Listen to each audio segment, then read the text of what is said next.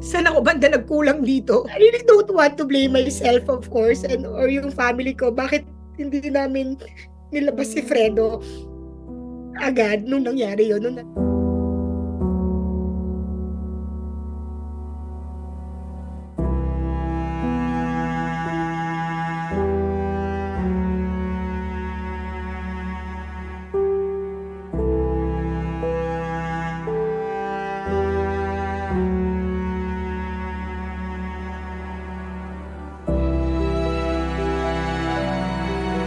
Natutulog si daddy, natutulog na rin si mommy. Parang may narinig pa daw silang nag-choke, pero hindi nila masyadong pinansin.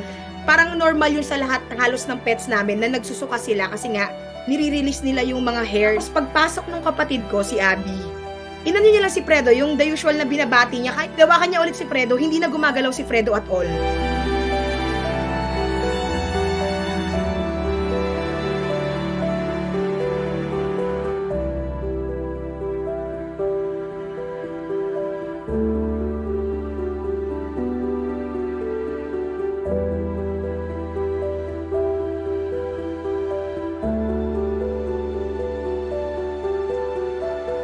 Sabi ng daddy ko na, ayun nga, parang, anak, wala na si Fredo. Mag-isa lang si Fredo, never siyang mapapalitan. Kahit magkaroon ka pa ng bagong pets.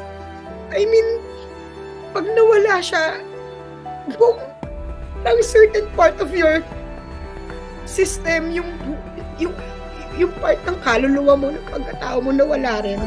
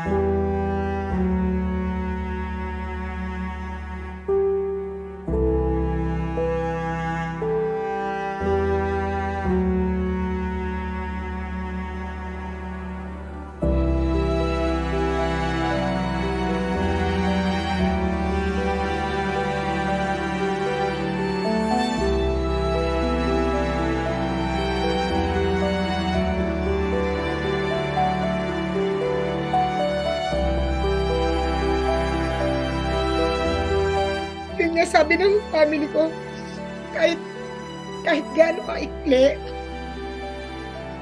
yung 7 years, I mean, sobrang napasaya kami ni Fredo.